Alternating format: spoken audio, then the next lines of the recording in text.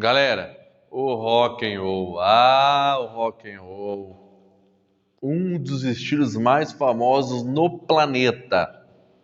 E hoje, neste incrível documentário que a gente vai fazer, hoje vamos trazer para vocês os reis do rock and roll. Então se liga aí.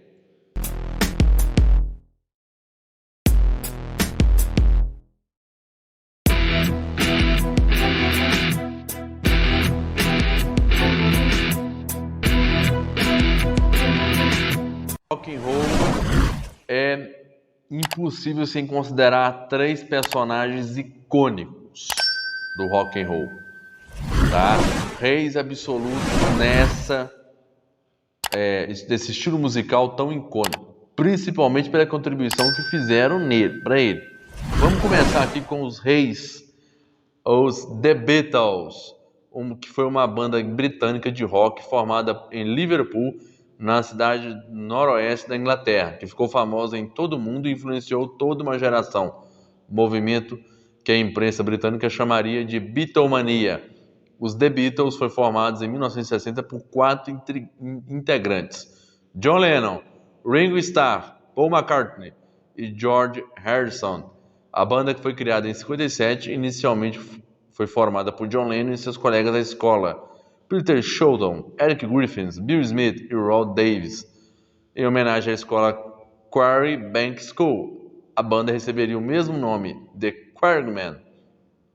Só que em 57, Paul McCartney foi convidado a integrar a banda. E em 58 foi a vez de George, ao se juntar ao grupo justamente depois de ser o único que impressionou a banda a tocar uma antiga música que tinha na Inglaterra naquela época, que era o Roach, que era uma música muito difícil de ser tocada.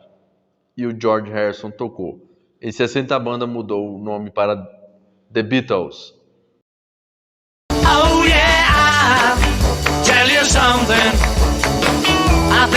Nessa época a banda não tinha baterista fixo. Em 61, o The Beatles realizaria sua primeira apresentação no The Cavern Club, onde permaneceu tocando até 63. Em 62 assinaram um contrato com o empresário Brian Stephan, que mudou o visual da banda, trocando as roupas de couro por trajes formais.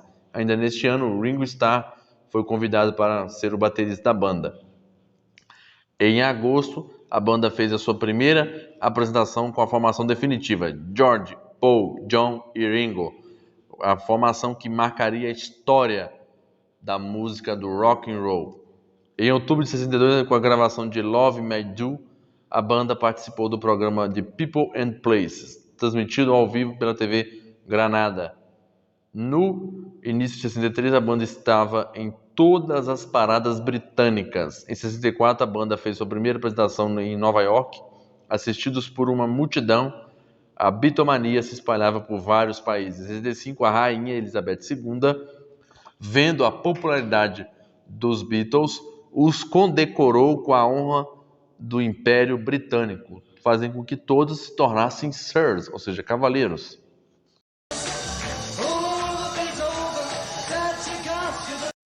Em 65, a banda já lançava o seu sexto álbum.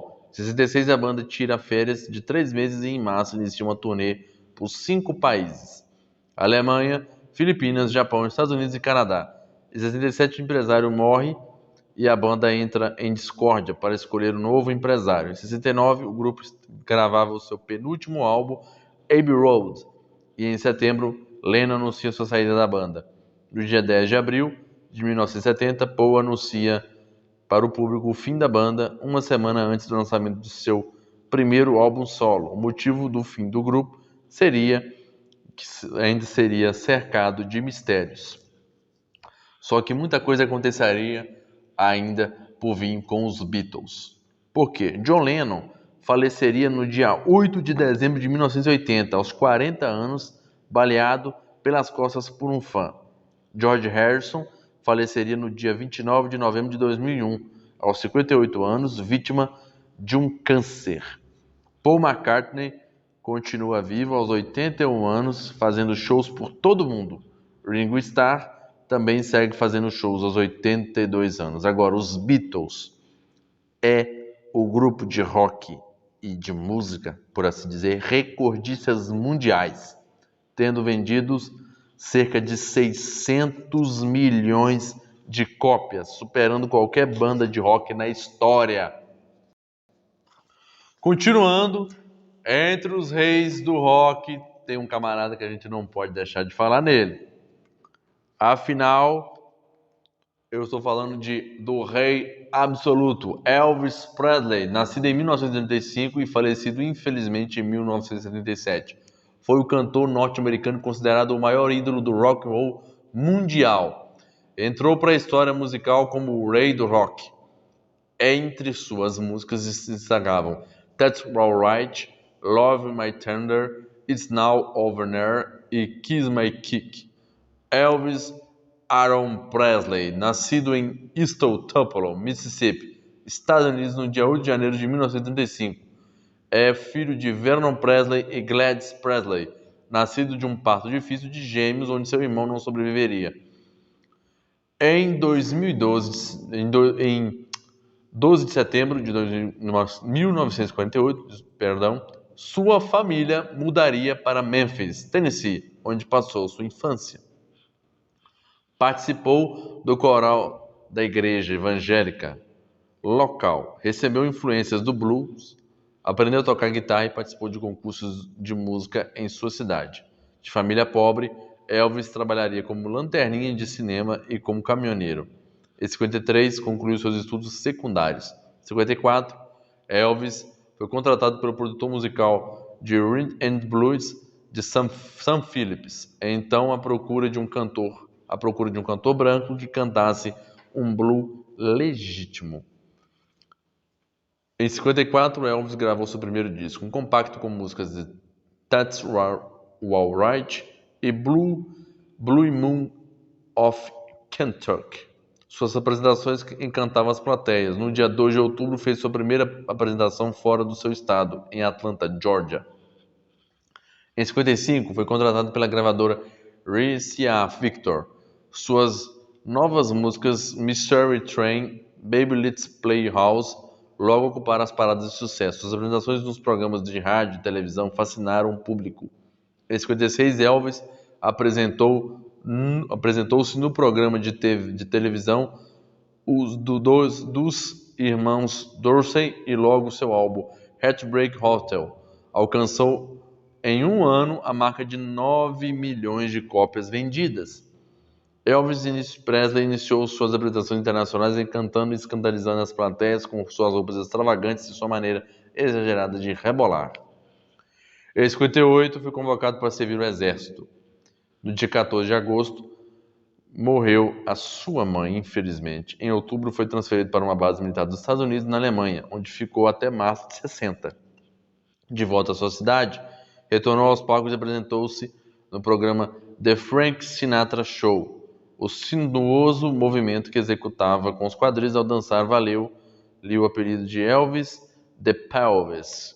O Elvis Presley participou de vários filmes, entre eles Love the Thunder, 56, Fui em Acapulco, 63, Viva Las Vegas, 64, e no dia 1º de maio de 1967, Elvis casaria com Priscilla Presley em Las Vegas, e no dia fevereiro de 69, nasceu Lisa Mary Presley.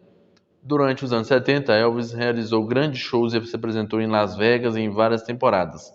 Elvis gravaria um novo disco e músicas Superstition Mind e In the Ghetto despontam nas paradas de sucesso. Com seu rebolado, provocava reações histéricas nas plateias adolescentes. Sim, o cara era o rei, o cara era mito. Em janeiro de 73, separava-se definitivamente de Priscilla Presley. No auge de sua carreira, apresentou sérios problemas de saúde. Estava acima do peso, viciado em remédios, controlados e evitava aparecer em público. No dia 21 de junho de 77, Elvis fez seu último show em Las Vegas. No dia 16 de agosto de 77, Elvis faleceria em consequência de um ataque cardíaco. Após sua morte em Memphis, 16 de agosto de 77, 8 milhões de cópias de seus discos esgotaram-se em apenas 5 dias. Graceland, a suntuosa mansão do cantor na cidade, ainda hoje é o local de peregrinação de seus admiradores. Detalhe aqui, assim como os Beatles, Elvis Presley deixa admiradores até os dias de hoje. E é incrível que um cara que morre ali no século XX, assim como alguns dos membros dos Beatles, ainda marca presença. Tanto que é o artista com o maior número de covers registrados na história é o Elvis Presley.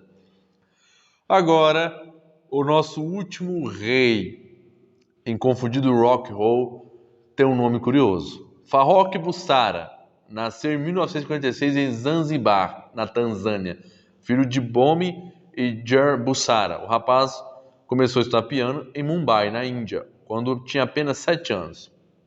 Contudo, o mundo conheceria ele por outro nome. Sim, é claro que eu estou falando daquele que marcaria uma geração e uma história no rock com o nome de Fred Mercury, que foi um músico, compositor, cantor e vocalista da banda britânica Queen, conhecido como um dos maiores cantores de rock de todos os tempos.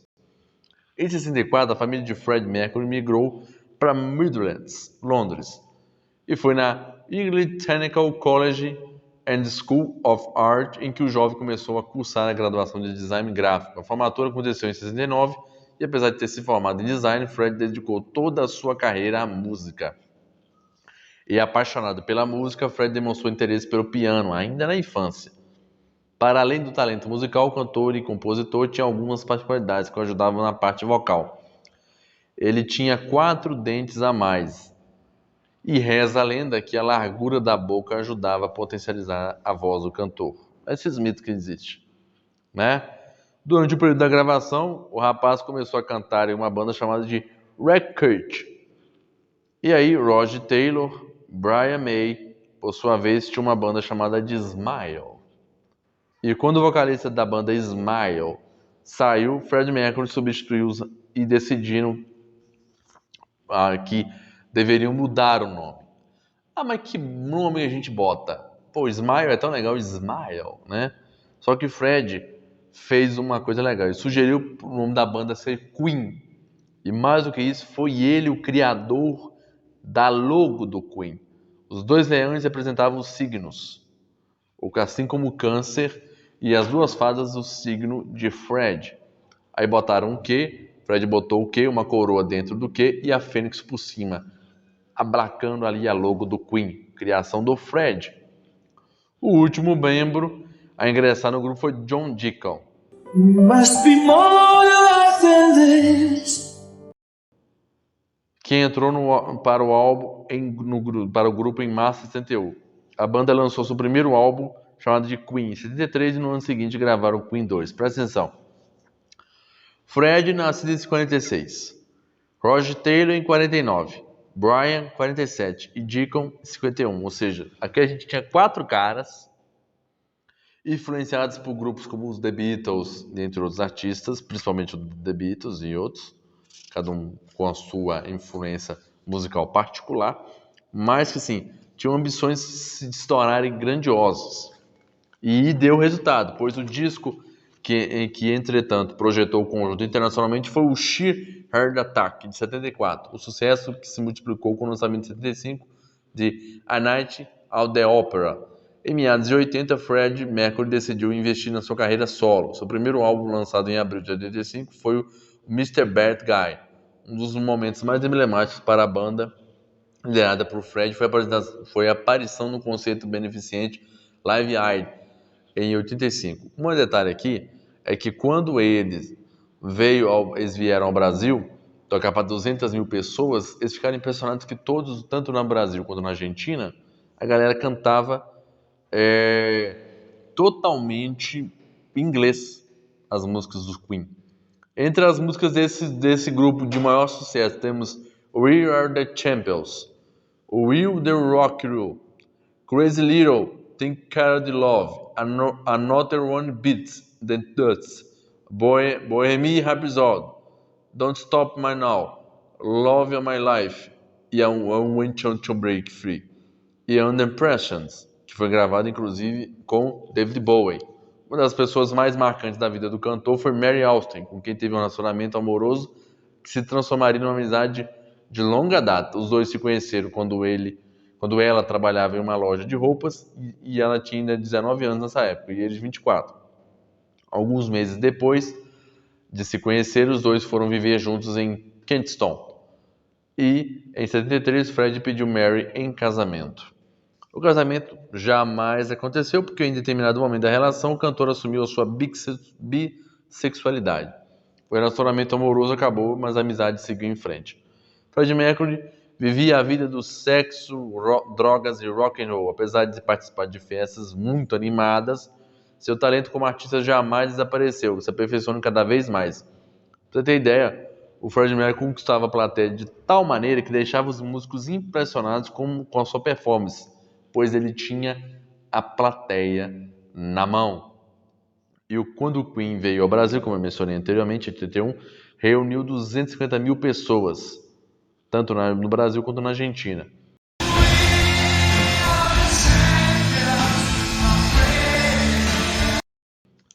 Só que tudo isso, toda essa trajetória grandiosa do Queen, começaria a mudar em 87. Não pelo sucesso da banda, mas pelo seu vocalista Freddie Mercury, pois ele foi diagnosticado em 87 com AIDS.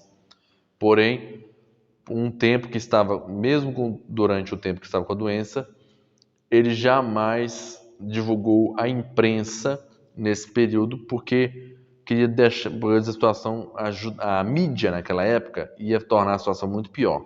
E mantendo o segredo, Fred continuou trabalhando incansavelmente, gravando, por exemplo, um trabalho inigualável com a cantora de ópera Montserrat Caballé, chamado de Barcelona, de 88.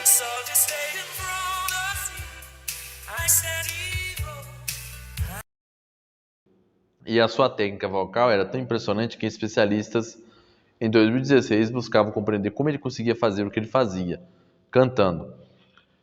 E é impressionante por quê? Porque depois que ele gravou um dos trabalhos para o Queen, ele falou com seus colegas pela primeira vez que tinha AIDS e pediram para gravar outro álbum imediato. E eles foram lá e gravaram. O concerto foi em 88. E é incrível que este seria o último concerto que o artista faria nos palcos. Em 89 gravou outros discos com o Queen, revelando aos colegas, como eu mencionei, a sua doença, falando que queria gravar outro álbum imediatamente, e assim foi feito. 18 de fevereiro de 1990, o Queen ganhava um prêmio e todos notavam que o artista estava muito magro e abatido. E é triste dizer que este é o último vídeo dele gravado para a música That's Where They Was Live, que inclusive foi editado para ficar preto e branco para tentar disfarçar a doença de Fred.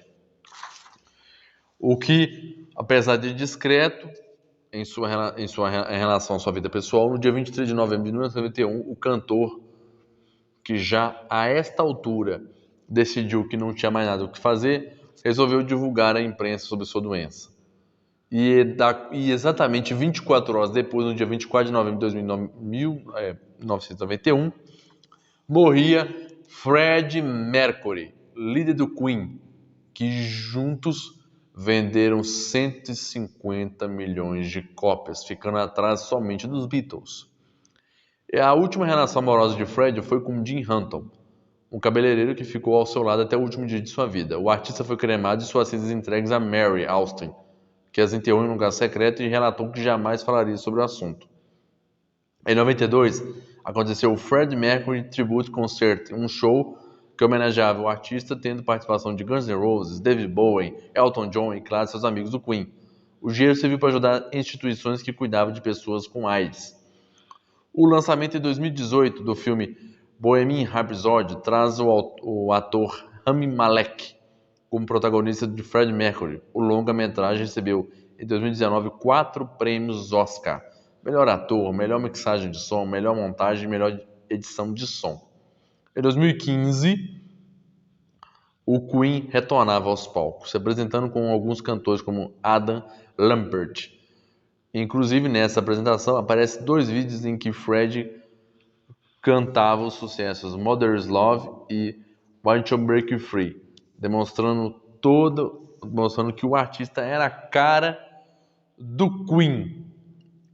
E aqui a gente deixa a nossa sublime homenagem a esses inigualáveis artistas, a esses reis na arte do rock and roll. Por quê? Porque mesmo após suas mortes ainda são lembrados como grandes artistas. Paul McCartney, dos Beatles, por exemplo, e o Ringo Starr, fazem sucesso até hoje, conquistando novos e novos fãs. O Queen conquista uma nova geração de fãs também. E o Elvis, como eu falei, tem o maior número de covers registrados. Tem muita gente que quer ser cover e acaba virando cover do Elvis. Então você vê, eles acabam influenciando artistas em novas gerações e acabam indo por aí vai. Esse vídeo é bom para você? Deixa o seu like, se inscreve nesse canal e ativa o sininho para não perder mais vídeo nenhum. Como eu costumo dizer, tamo junto!